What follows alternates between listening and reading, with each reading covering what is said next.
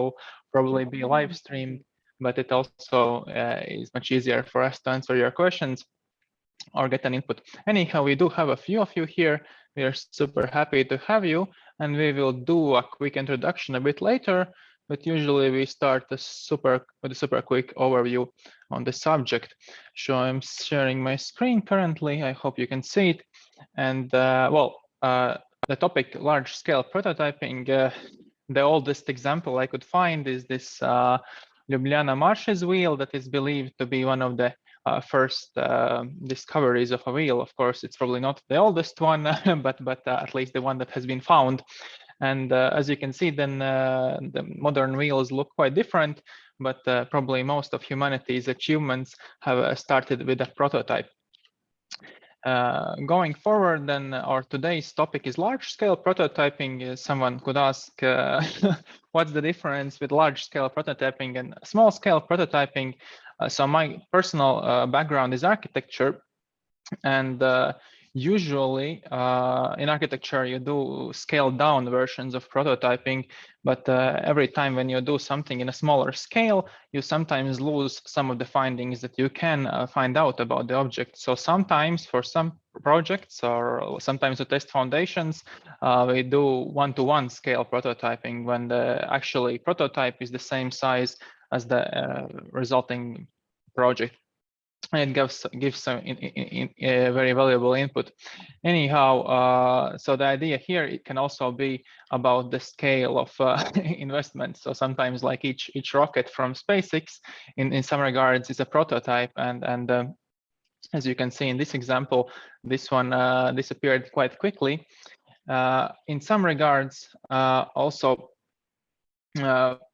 artists or sculptures come to mind when we think about large-scale prototyping, because in order for us to be sure that the sculpture works, quite frequently we can see that artists put like one-to-one scale prototype.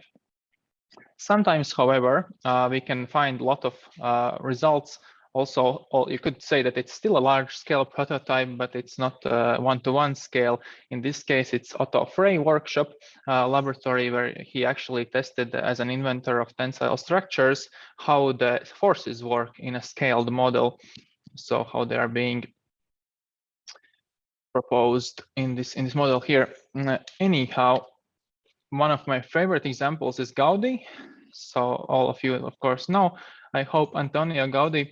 And I think what I really loved from his workshop examples is that he actually used a small sacks of sand, like in order to test whether the structures can withhold the force, because in his age, he didn't have yet these dynamically calculating software that can calculate the loads, but he could test if the structure that is not typically orthogonal can hold those loads. And nowadays, it's really interesting that people who are finishing his work are actually using computers and real-time modeling in order to find out and finish some of the more challenging parts.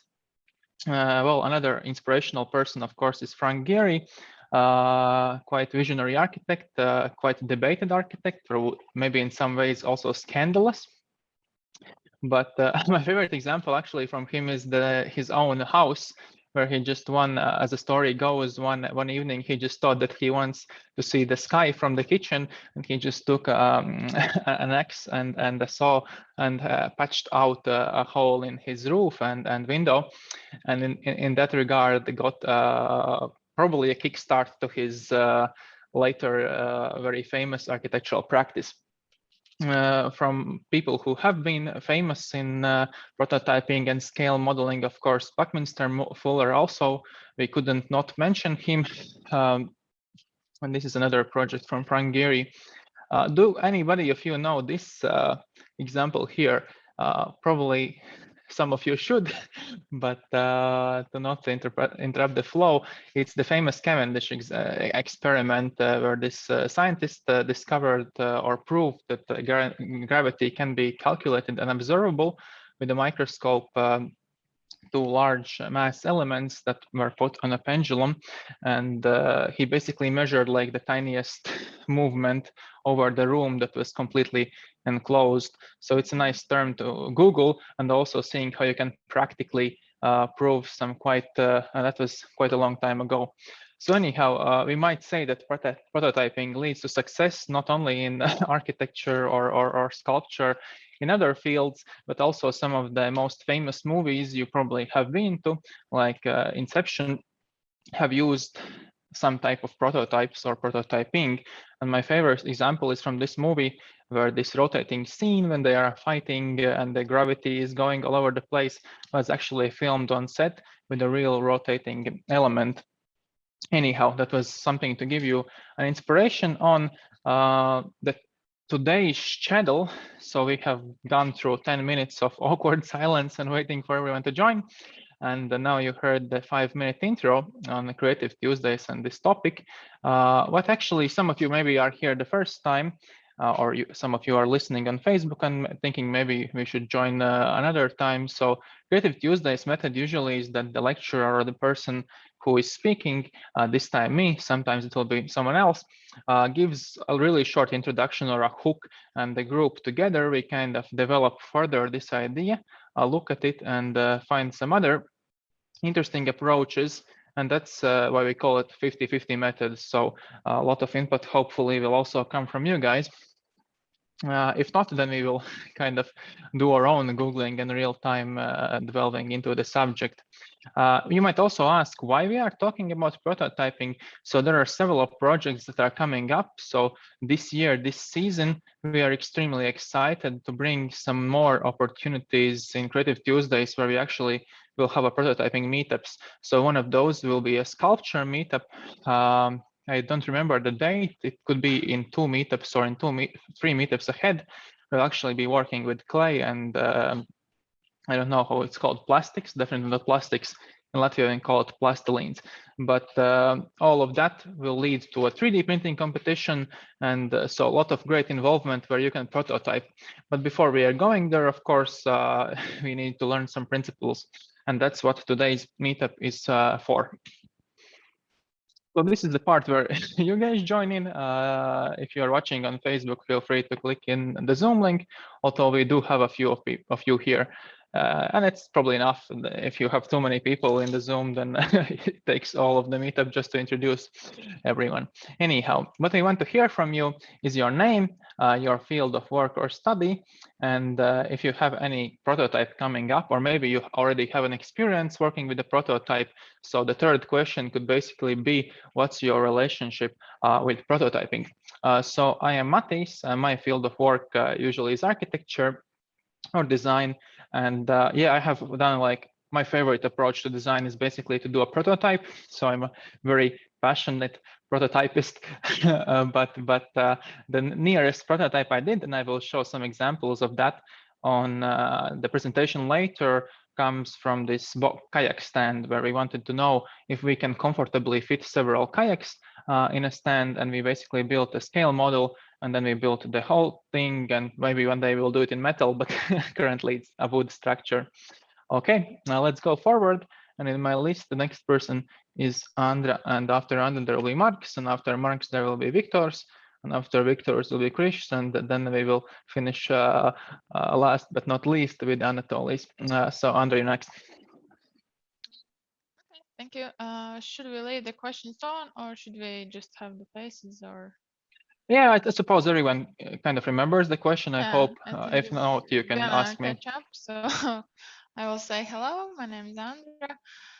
I study at RTU architecture faculty, and for me, prototyping is kind of what we have to do each semester when we have our projects. Let's say some buildings. So then either it's like fast idea prototyping, we make some models, but mostly if we do it by computer, then it's only the kind of the last this scale model. So that's kind of also another thing I will probably do this semester, make a scale model, and it would be interesting maybe to make it more detailed, because usually when I have done it before, it's like just a box with the proportions and maybe some little details. But since I'm doing like a co-working creative working space. Maybe I could go in details and also do like interiors and see maybe how some rooms or some furniture would work in there. So a little bit bigger scale model would be interesting for me. Yeah. Okay, thank you, Mark. Your next after Mark, there is Victor, Krish, and then Anatoly. Okay, I'm Mark. My field of work is music. And when I was little, I was doing some airplane modeling. So I am pretty skilled prototypist. And yeah, we'll see what I'm going to see here. Pretty stoked to be here. Okay, let's go to Victor's. Thank you, Mark. Hey everybody, as you can see, my name is Viktors, and I am studying renewable energetics, and the field I'm started a new company that our goal is to make CO2 reducing technology for electro stations that could probably be like every electro stations that produces electricity by burning gas and wood or something else, and we're looking up to bigger scale prototyping, how to make our prototypes from little to bigger that could use like real experiments for the companies who are around us. So that's probably it, like short term, and maybe something from this lecture we could use like in the nearest future. So that's it. Super excited. If you at some point have access to computer, we would be really excited to also see, like if you have some pictures or something from the prototypes you already had, definitely drop them in. Be really interesting. Anyhow, the next person is Krish. We are ready for your quick intro. Okay, Krish is probably like Krish. If you at some point join or get access to voice or video signal, yeah, we will be happy to hear you. Also to listen. Yeah, no problem. No judging here. And Anatoly. Okay, Anatoly is also is muted so far. If at any point you join, feel free to drop in. Okay, let's continue then. So I will share the screen. Zoom is here. Presentation is here. So I went through the introduction. This will be like a short intro on my prototyping experience so far, and then we will try to build on that and get a bit farther. So my prototyping experience consists of knowing my VPPs, and those are winning prototyping principles. So if you know those, you can be very sure that you will be quite successful in building your prototype. So there are 4 of those that I have discovered. I suppose it's not a universal truth, so you will probably also discover some on your road to prototyping. One of those is fail fast. So that's quite popular in startup areas, but while building a prototype, I quite frequently have this temptation to always build the best possible prototype, like the most detailed and the most like good quality, etc. But I have found that sometimes having a crappy prototype gives much better and quicker insight than really waiting for a long time to get any results whatsoever from a detailed and finished prototype. So having iterations, so this first recommendation could also be called just iterate, that really helps. The second one is grow your lab. So each of us probably don't have access to a full lab. I also don't, but I call it like it could be your desk or just basically kind of an area that you can work in, and that also kind of goes towards your the lab in your mind. So basically knowing approaches, methods, and also kind of having a structure how you do it. We will explore it later, but basically growing and getting better at prototyping, I think the first prototypes you start with, especially if you haven't had an education in prototyping, and not a lot of people do. So for me, I kind of did the art school. I don't know if it can be called like prototyping education, but since I was like in the first class in elementary school, I always had this art school, and then I had like architecture studies for I think 10 years now in several universities, two higher education institutions. And in architecture and art, you always do some kind of modeling. So I did have a luxury of having access to a lab. And in Riga Technical University, we have design factory where you basically also have an access to lab. So either you grow your own lab or you have access to a lab that's hopefully growing.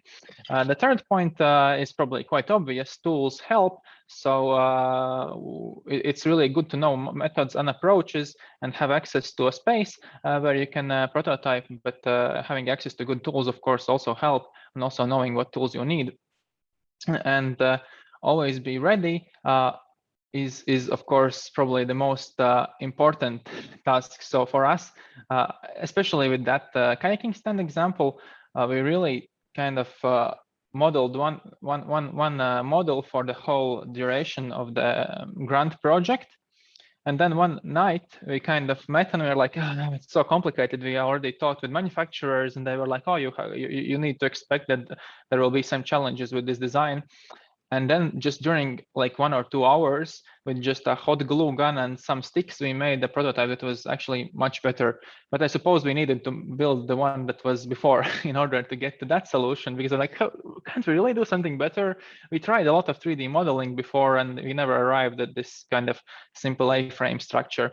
And this always be ready is basically being mentally ready to prototype, but also having tools nearby or having a kind of being ready to just fold paper or not being afraid to go physical. Anyhow, as you can see, this presentation is a little bit kind of overarching, and it's hard to go in details because there are a lot of industries involved, and there are some people who do technical prototypes, some who do art prototypes, some who do prototypes that maybe are literally prototypes. And I tried to find some universal general recommendations. We can definitely go in details a bit later too. So 3 main generally accepted stages of prototyping is the first, doing a concept sketch. The second is creating a virtual prototype, so either a model or a technical drawing. And the third one is having a physical prototype. So it's the generally accepted order of things, and then you go to manufacturing and the launch. We have found that sometimes you can turn it completely around. You can start with a physical prototype, and then do the virtual prototype, and only then do the technical drawings. And one of the examples we showed you at the beginning with Frank Gehry, actually that's why he's one of the reasons why he is quite famous, is that basically some of his buildings have started that way, and I would argue most of his buildings. At first, he builds a really detailed scale model. So for this building, for example, it was I think it was for Levi Strauss. I don't remember 100%, but he built, I think, like 50 or 60 models, starting with a small one and bigger. Then they 3D scanned the model, put it in CATIA software, and basically designed the architectural drawings from the model, of course, doing some calculations, kind of straightening out the lines, making it a little bit more smooth, and ended up with a real building. And so these are stages you need to go through while you are prototyping, but they are not necessarily need to be in this order, especially if you get like this creative mind block where you can't really create any idea further. I have found that it's really okay to start in a different place. So in this example with the kayaking stand, we really kind of stuck in this virtual prototype stage because we got an idea, then we had to spend 2 weeks in order to like kind of draw it out, and then we built the model, and it took already a month. And like this change of iteration of us kind of developing the model, changing it up, it was really slow. So I would say by just building the physical prototype, if you can do it with a glue gun or something and do it quickly, you can do like 3 scale models in one day, and it gives some input much quicker. Here you can see how it worked. So they actually like 3D scanned and it is quite interesting. So we actually 3D scanned the people who will be using the stand. So we were using actual real people in scale model, and the boats are also the real boats. And we thought that we will just be using them to put in scale model to visualize how it will work. But actually we use these scale models in order to play with them like little children and design around them a different iteration of the stand. Of course, for bigger things, you need bigger tools. So construction tools quite frequently come in handy if you do large scale prototyping.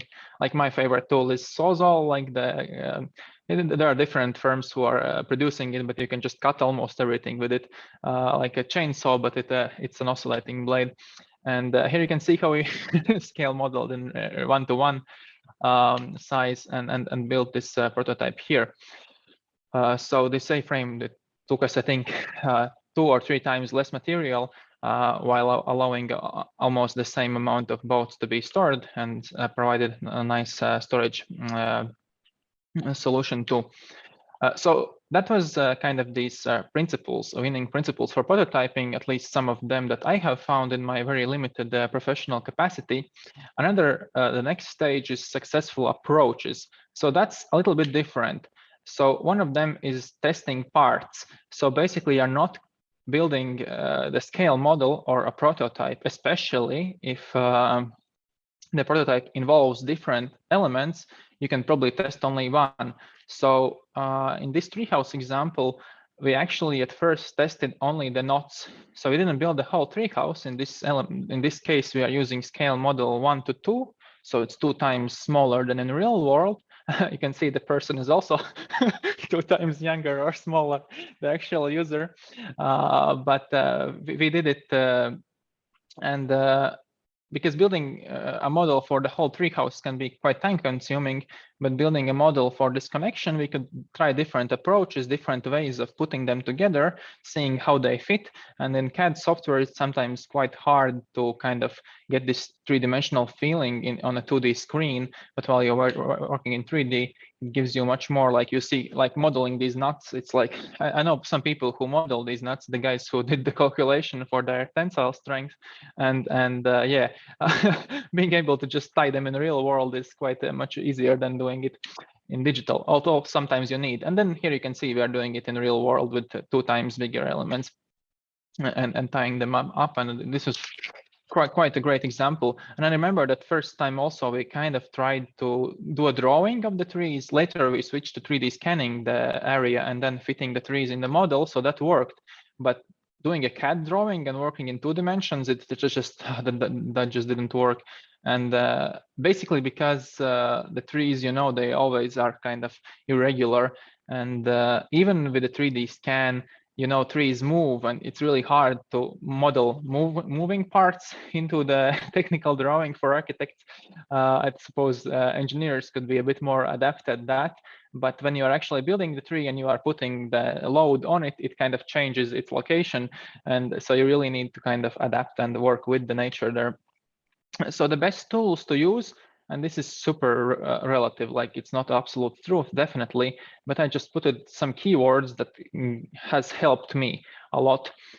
So I will start with digital tools. So probably the most important tool for any prototyping person that has starting out their company and wants to prototype something is YouTube. There is a really high chance that someone already has tried prototyping something quite similar to your idea, and that really kind of helps you not to step on a lot of the obstacles that otherwise you would have. Another one is Trello. So for Trello, I really like to kind of structure what I need to do, what I want to achieve. So basically Trello is just like sticky pages that you can put, and we have, I think, 2 meetups on Trello. They all are recorded.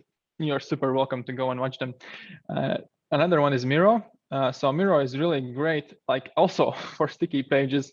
But if Trello is kind of limited in horizontal axis, and you really have to be concise and specific, and it's good, you know, like Trello is kind of like this when you read a book and there is a table of contents. So Miro is kind of the book itself. So you can basically put like unlimited amount of information there, arrange it as you want in 2 dimensions and put it there. And it kind of serves like this, you know, in movies, the conspirators put these little sticks and draw lines from one connection to other. And I really do it with Miro. I just put YouTube videos in there on the page. And yes, there's also a very good meetup on Miro do check it out if you haven't used it yet. Also, sometimes people try these platforms and they kind of quickly give up, but they do take a little bit getting used to. But when you find all the nooks and crannies, it gets really cool. So here, oh, it's super obvious, but of course I have to mention it, like CNC 3D printing, laser cutting, the traditional ways of cutting and assembling, it definitely works. And but then again, you can just use a hot glue gun and it's a prototype, right? And a lot of stuff can be found out that way. But maybe two brands that have not kind of failed me, like a lot of times when we do like bigger construction kind of prototyping stuff, like these two have worked really well for us. And like sometimes you want to buy and the accessories or batteries doesn't match. So Milwaukee and DeWalt, not sponsored at all, but those tools have worked well from the physical box of tools. Anyhow, so anything can be a prototyping material, and sometimes you need to destroy old prototypes in order to create new prototypes. And that's also answers to a question what to do with old prototypes. So there are some people who keep older prototypes in a nice row. And actually, if some of you have met me in real person, you have probably seen that I drive a one-wheeled vehicle. And here you can see the actually guy who invented this it's called One Wheel. He also did a lot of prototyping, and this is I think this one was one of the first prototypes.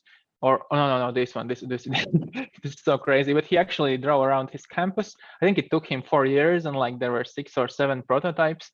But he eventually arrived at algorithm, physical and digital solution that kind of stabilized person enough for it to be able to traverse the world and actually go over obstacles, etc.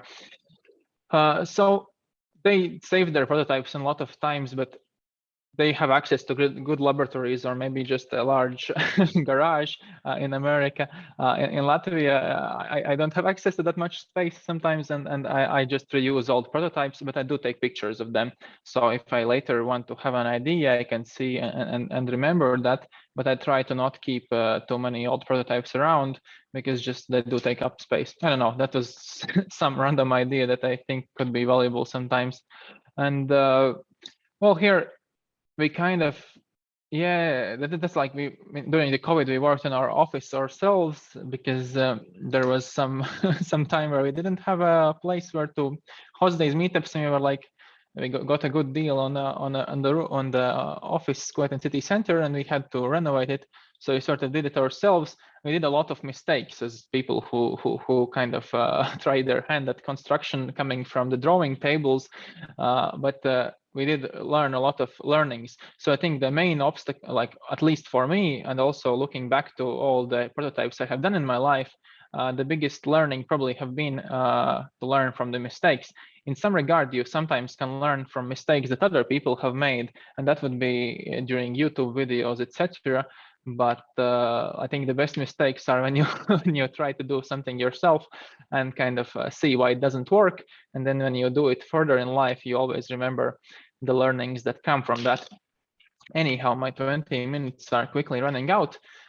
So here, this is not a binding percentage, but if you look at companies that grow and companies that stagnate, and you know, sometimes being at the same place or going slowly is still stagnating, then I would say that if you look really at their culture, usually it's because they just stop prototyping. Either they are prototyping digital tools, etc., but this being afraid of change is that really sets you back at growth.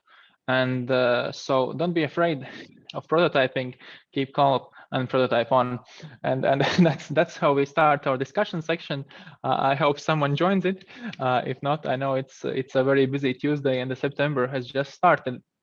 The mission of this meetup itself is just to be a video that people can later watch and get inspired, or probably ask us a question. But if we have a discussion now, that would be probably even better.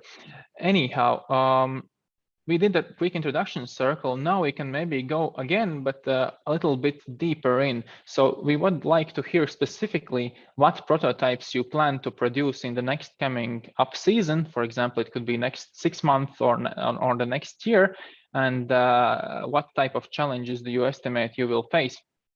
And I will open actually the notepad, and you can notepad yourselves if you want. You can also share your screens if at some point you just have to say that you will be sharing, and I will open them. And meanwhile, I will create here a page for today's meetup. This is S4, episode 2, prototyping. So in order to break the waters nice, I can probably show you 2 ideas I'm currently working on, and I would love to hear your feedback on it.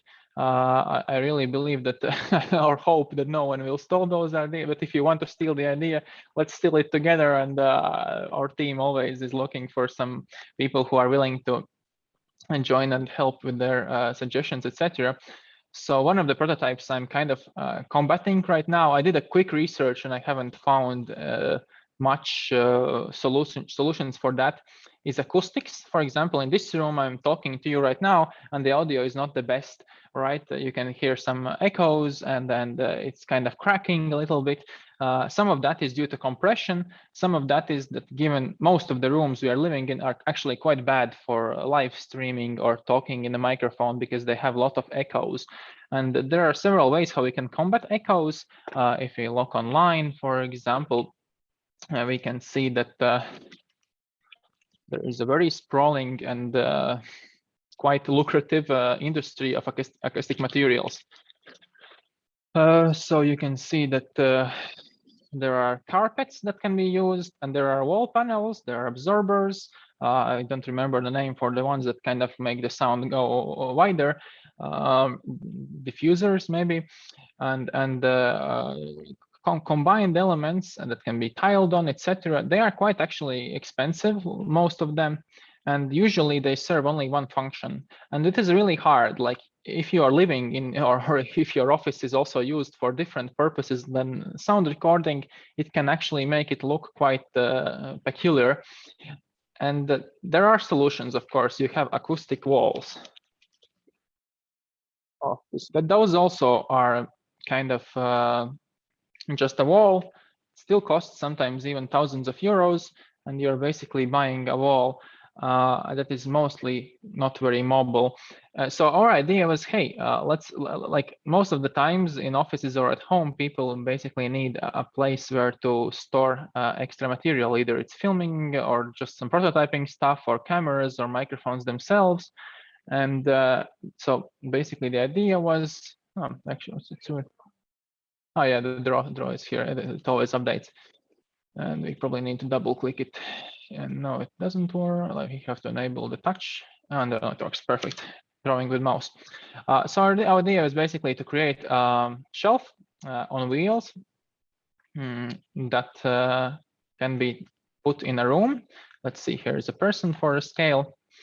And around the shelf, we plan to put like this round acoustic material that would be like, look like a really large speaker or something. And inside you can still put and hide stuff. And so you're doing a recording, you can put cameras, lights in there, and when you start working, you can put them out. And all the surface will serve an absorber for sound. So the idea is to build a prototype for that. It will probably be from wood and using some little wheels, etc. We'll see how it works out. And yeah, that's the first idea. I probably pitched it too long. You can learn from my mistakes here. And the other idea is to basically build or prototype while we are building these tree houses. It's sometimes really hard to build scale models because trees are different. So we want to build like a constructor for trees where you can assemble different trees like Legos and then put tree houses on those. In that way, doing it a lot quicker because building a scale model for each project is quite time consuming. Okay, that's my prototypes. And this time we can start from the bottom of the list. Currently in the bottom we have Gert, then there is Anatoly, Krish, Marks, and Andra is the last in that order. And yeah, Gert, if you are here and able to speak, feel free to jump in and Gert already wrote that he's skipping. Well, we can do it like this. Is there any one of you guys who is ready to share some kind of prototype you're planning to work on? and then we can have a little chat about it. So Anatoly or Krish, we would love to hear from you.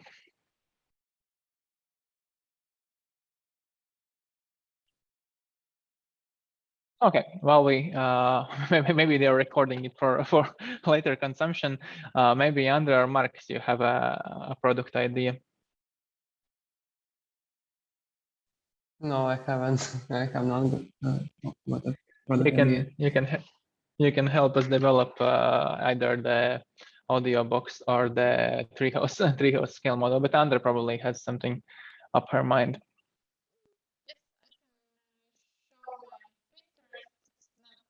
Yes, I can show my Pinterest. It's not like really a prototype, but just like how I store ideas and look through them, and I can just comment on some of them. I'll try to share it. Let's see. Can't really hear. Maybe Matis can turn off his microphone because we're in the same room. Yeah, I will switch it off. So here's my Pinterest. So I'm also a photographer, and then yeah, I plan to make like a studio kind of corner or wall, and then I kind of on Pinterest just I start looking at some random backdrop ideas, and then the algorithm just like helps me out and shows more ideas. It's not like I intentionally search for specific photos, but I just like see them. Oh, okay, I see like for example this plywood wall. It's like okay, doable. Like I'm not good with tools, but let's say Matis helps me, and I think we could do it for sure. And some ideas like these are very helpful, and then you see maybe some professional kind of equipment for photography, and then on the other hand, if you Google a little bit, then you can find also these DIY. That's also how I called my board, so it's Photo Studio DIY. And then if you look at these photos, usually there are these kind of keywords, and I have already searched on YouTube. I really wanted to make, we'll see if they're here, kind of like boxes you can stand on or sit on. They look quite simple, but still, since it's a box, then the wood has like thickness. You have to think about how to put them together so they actually fit and make a nice corner, not just like a random corner. Yeah, if I'll see it, I'll show you. Or let's say maybe I want to make not a box for sitting, but for a computer. So basically, yeah, I could make something like this. I think it would be really helpful. I think it's very doable. And then, yeah, so here are some ideas. Definitely, I would like to try. And then I have like a bigger board, which is co-working and workshops. And yeah, in my master's works, making one larger prototype for creative hub. It kind of consists of co-working and workshops, and so it's like office plus some design laboratories. So yeah, I just collect a lot of ideas, this design wise, and also maybe some creative solutions, also some workshops, and yeah, just think. Then yeah, there are some cool ideas. Let's say like these panels that are also yeah, whiteboards, also something that could be really DIY. You just need like at least some kind of boards, and then you put some wheels on. So yeah, just like the ideas that you start looking at them, then they just come, and there are a lot of ideas. But yeah, you just have to choose what to do and what is really needed. But yeah, idea wise, I think pretty excited about some that I have found. That's it. Yeah, switching back the microphone. So yeah, I really love that you put Pinterest in. I hope someone would bring it up as a tool. So I think Pinterest, and you could also, up to some extent, use Instagram. They're really great because they have these algorithms. Basically, you pin some ideas or some examples, and they start giving you more. Of course, YouTube also does it, but for YouTube, it's really a big commitment to make a video, like and publish it publicly. But in Pinterest and Instagram, people are there is less friction to really do it. Mark, you can't hear us? You can I hear us now. didn't hear Andra saying anything basically, but I can hear you. Okay, I really hear the under good, so I suppose maybe it was something with the cable, but we will find it out later in the comments section or while watching ourselves. But if there are some issues, definitely type them in the comments so we can see. We will also probably check Facebook. I haven't checked yet, but maybe if there's someone has commented. Well, just like me and Mm. Matthew are sitting next to each other, so there could be a problem with the sound. So I need to share the screen so you can see it again. Mhm. Here we go. So I really love this prototype here. That we had this slide where we said that anything can be a prototype. So Lego prototypes are quite famous, and one of the most famous ones is this Google first server cabinet, of course, where they didn't have a server cabinet and they made it from Legos, and that's how Google was born, and the rest is history. But there are, like, we did cover like kind of these cutting away approaches, 3D printing. That is, if you say prototyping, the first words that come to mind are 3D printing, laser cutting, CNC. But traditionally, there have been other materials, and one of the ways that is a little bit forgotten nowadays, I think, is foam prototyping, which basically means that you either use a hot air gun or a wire cutter, or even sandpaper and some glue or drills, and cut away the shapes or ideas you want to create from foam. And actually, in at least in architecture rendering softwares, you sometimes have this material that is foam just to test your architecture as a scale model in foam, because traditionally it was done from foam quite a lot. Here you can see some of the working principles and a lot of like vehicles, but we will see some other ways of vehicle prototyping a bit later. But you can achieve quite precise results if you actually apply some more surface coating later. A lot can be achieved with this method. So foam is cheap, accessible, and great for large scale because it's basically quite available. The other one that is quite usually used for large scale prototyping, of course, is clay. It's a bit more expensive, but it gives you more fine detail control and capability of working in several layers, and also combining it with other materials, as you can see here. That is actually a great example of 3D printing pens, because sometimes 3D pens, let's word it like that. Sometimes we also had a meetup on that. Sometimes you want to have this artistic kind of accidental feeling, or you just want to have this real-time feedback while designing a prototype, and the 3D pens can give you that. Although they do look like the main target audience is children, but it's also probably a good thing because children do associate with creativity. And if you want your prototype to open up more creative solutions, then 3D pens can be a great way of having this kind of 3D printed look or feel, or precision, or also sturdiness, but with accessible and easy tool as a pen. That is, of course, quite classical for creativity. Anyhow, we will now be going on a scheduled 10-minute break. So you can usually in person we get cookies and coffee. So now you will have to prepare your own cookies and coffee. And after that, we will have the kind of roundup feedback or some additional comments part. So see you in 10 minutes, I guess. And it was great to have you so far. 10 minutes timer. We'll put it on the screen so you can see how much is left. Excellent. Cheers.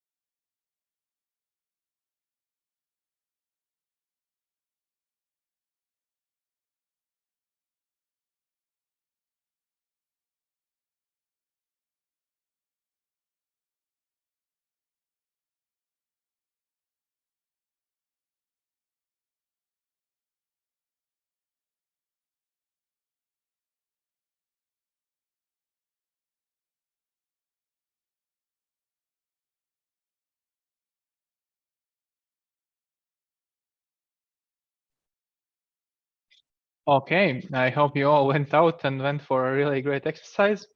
And also came back.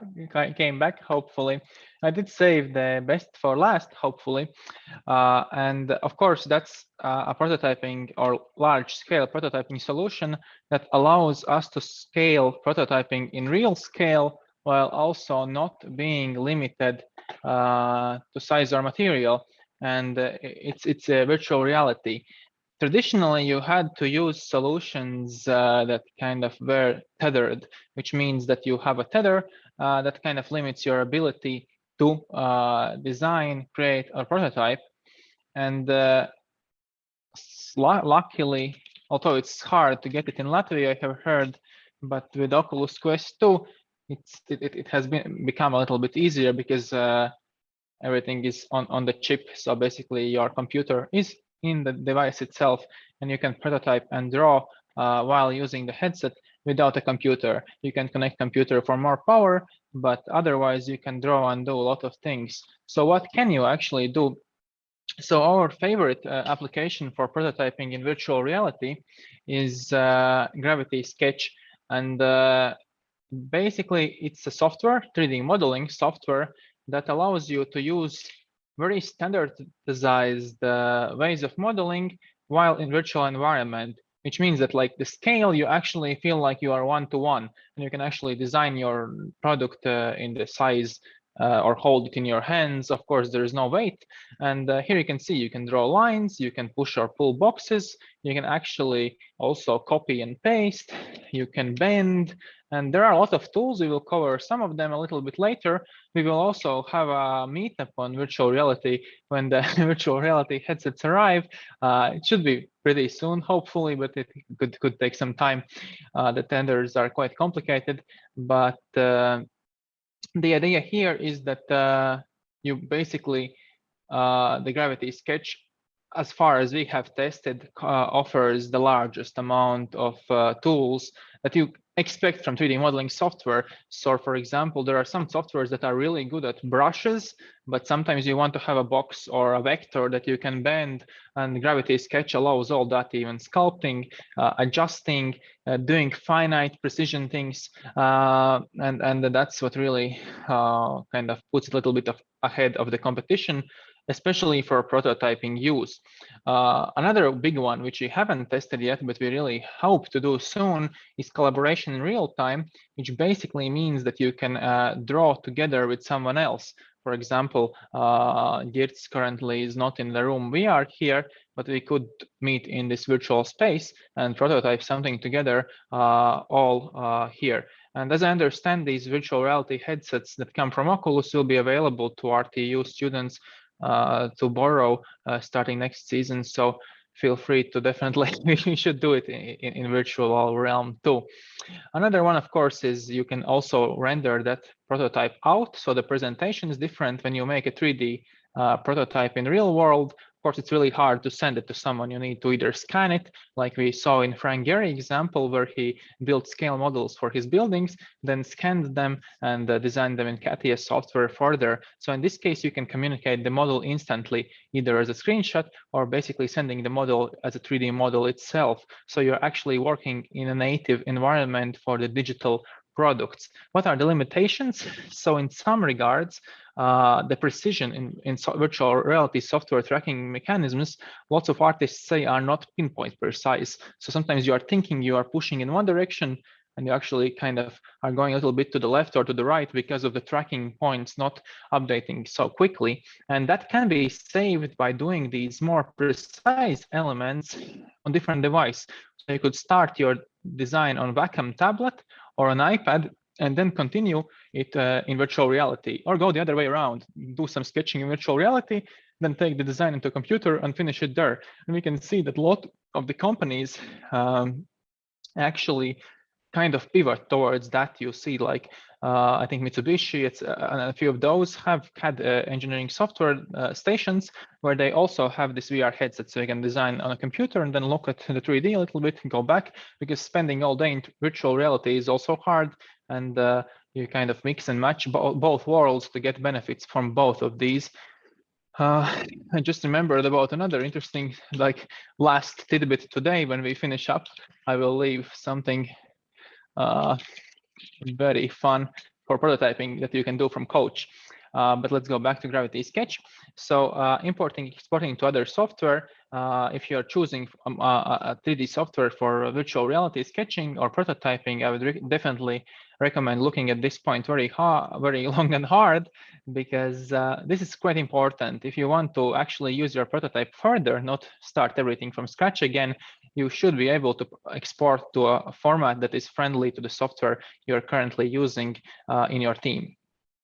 The next one is, of course, being able to design in 2D. So one of the biggest problems in virtual reality is that when you design on a computer, it's really hard to design in 2 dimensions, right?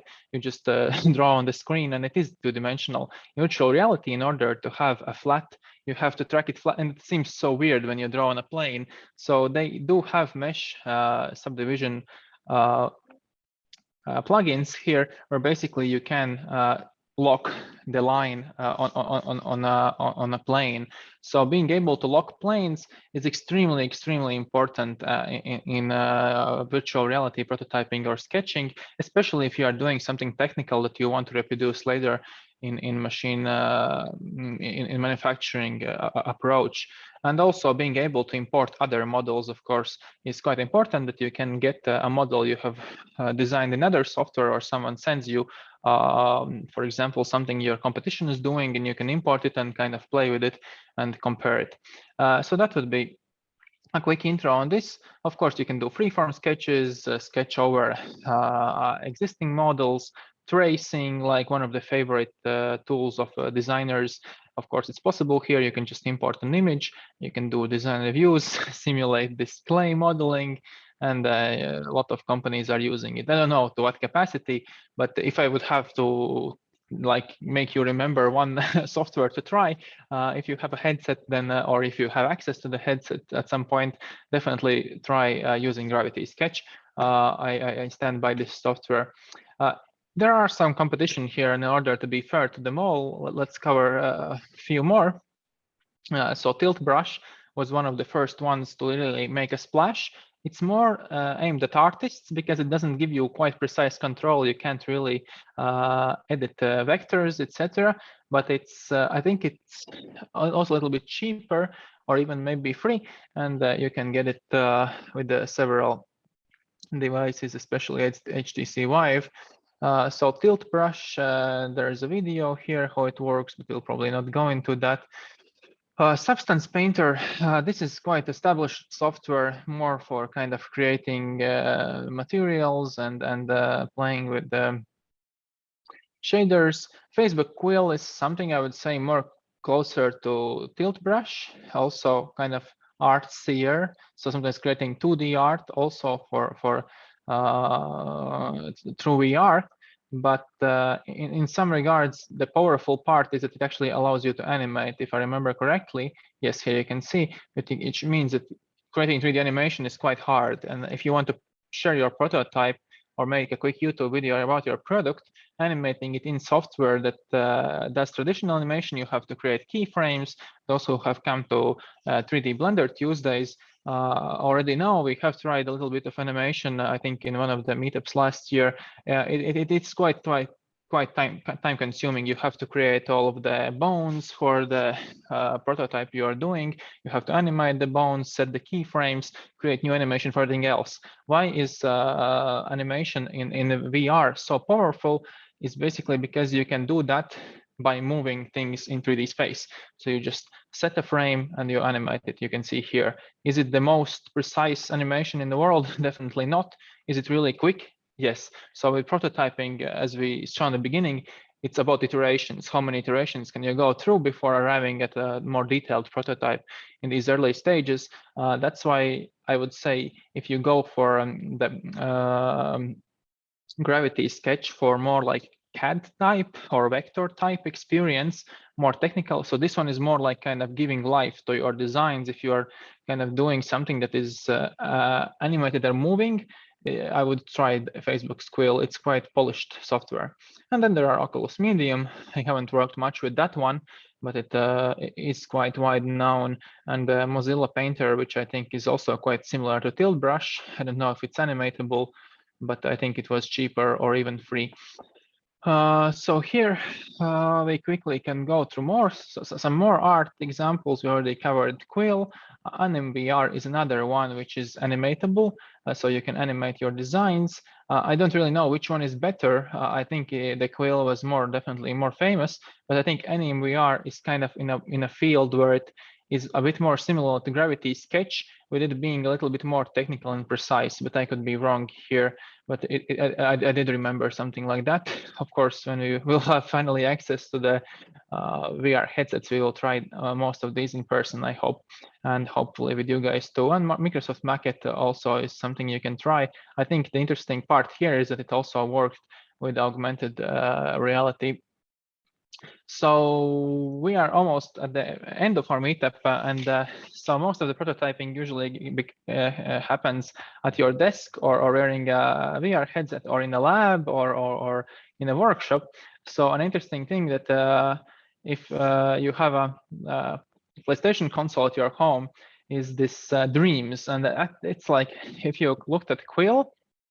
So this one, it's quite powerful. Basically, it has made prototyping, and in this case, game prototyping. So for example, if you are designing an animation, it's already hard, right? You have to design each of the animation, put the keyframes, etc. Much harder than 3D design, right? And 3D design is already harder than drawing or sketching by the number of commands you have to create. So in this regard, creating games is even harder because you have to create scenarios. If you want to prototype something where people are interacting, getting a feedback, right? You can't really only animate it. You actually want to give people experience where they are going through that thing you are prototyping. And here you can do it actually from your console. So basically, if you have a PlayStation console at home or work by any reason, then you can use this Dreams software. It uses VR. It also uses normal TV, whichever you prefer. It's extremely powerful. Only problem, you can't export the models. So if you create something in VR here or in Dreams, you can create really involved experiences. You can work with sound, with physics, right? So that's what none of these softwares here, even animations, didn't give us physics. So this one, it's super accessible, gives you physics, gives you interaction, unfortunately can't export. So there's always a little bit of limitation. Costs, I think, $20, so not that expensive. And we can see some of the examples, Dreams best creations. Let's see. So yeah, there are some people who design something super technical. There are some, you can see, you can achieve different art styles.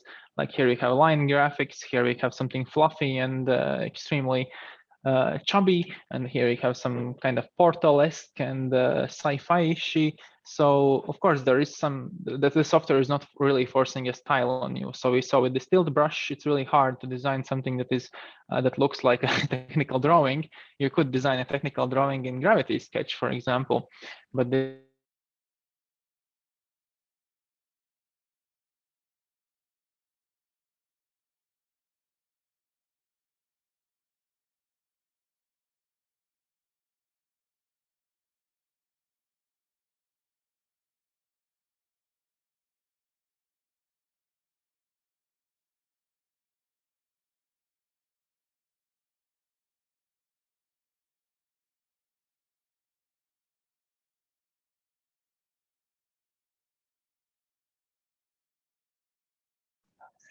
so my last slide or sentence got lost to network disruptions.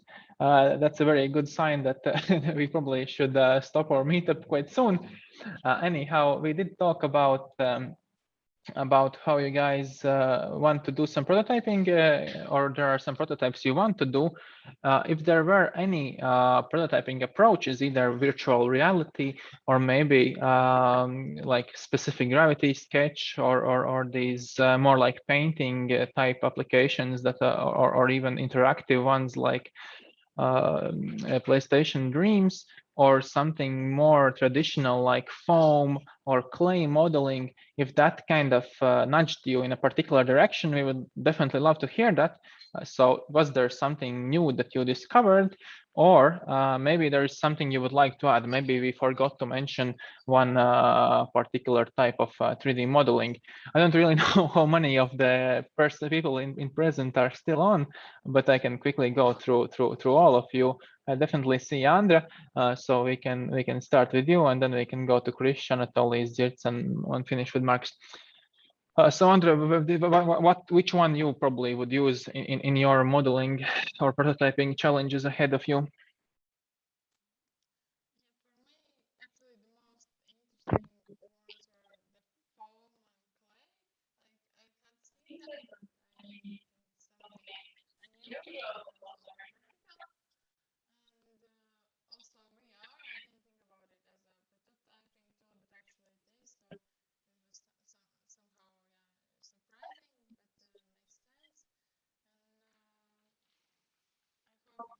but makes sense. And I hope you can hear me. But what I could use, oh yeah, the microphone should be closer. Actually, Yeah, well, definitely I would like to try something more with hands like this. I don't know, like the plastics or foam. I think it's something very quick and easy. I would like to try it. Okay, excellent. Thank you, Andre. And the microphone really needs to be. I think it thought that you are noise and tried to cancel your because if it's not Yeah. correctly angled. Yeah. Okay, Krish, do you have anything that we anything worthwhile mentionable at the end of the meetup? Okay. Okay. Can't really hear. Fine. Anatoly Sorgits. Oh, I have Anatoly. It's perfect. Yes. Hello. Yes, thank you for Cheers. this workshop. So it's rather new topic. It's a pretty new topic for me. So I just trying to understand how we can make it, because it's a new topic, and just I would like to be in the field and to find some students who can go deeper in these details. So we are looking for some more simple, how to say, where you can measure dimensions and maybe to have some database of already preset materials, maybe something like that. I would really love to see. I think there is great potential for virtual reality, especially for construction sector or for mixed reality. I have seen that in UK and in United States they are actually using mixed reality. So they would, for example, design a product or a building or a part of the building in CAD software or in virtual reality. Then they would give the headset to the builder, but not the virtual reality headset, but augmented reality. So the person can see part of the construction plot, and they can also see this video overlay.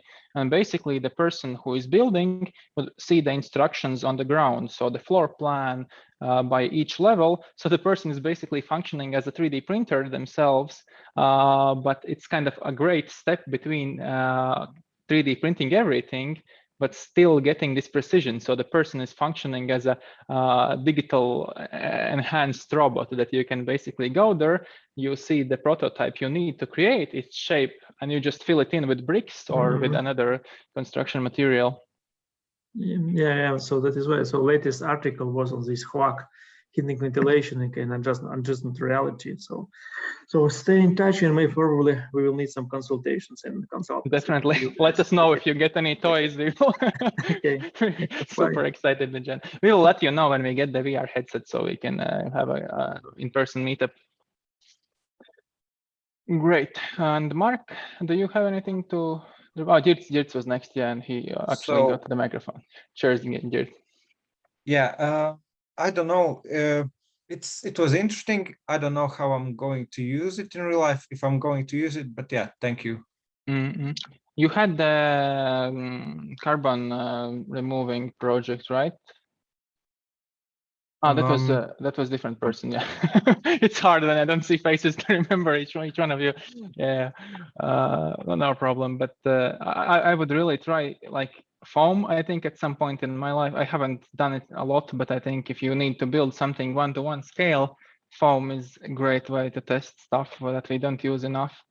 Although it is probably toxic, that's why it's not that frequently used, because when you burn through it, And actually, in a lot of architectural facilities, like I think 5 years ago, they prohibited the use of these cutters that cut with a line through the foam because of fumes. But I think they kind of managed to find a foam that is not toxic. But anyhow, if you do a large scale model with foam, definitely check if it's not toxic, because there have been some cases of light poisoning from people who have done it. Anyhow, hope it helps. Cheers. Thank you, Dirks, for your feedback. And Marks, do you have anything that sticked in your? Marks is away currently. Well, we will ask him if we find him. For the music, actually, I also think this mixed reality could be interesting. Yeah, we always have wanted to design an architectural object that interacts with sound, and we will have this 3D printed competition, hopefully in 16th of November, with the 3D printer from in English it's so hard to say, construction faculty, I think, construction faculty, Riga Technical University. Anatoly, correct me if I'm wrong. And the idea there is that we thought maybe we can 3D print something that creates or reacts to sound, because when we are working with sound in an environment, you really need very specific shapes to either reflect sound or amplify it.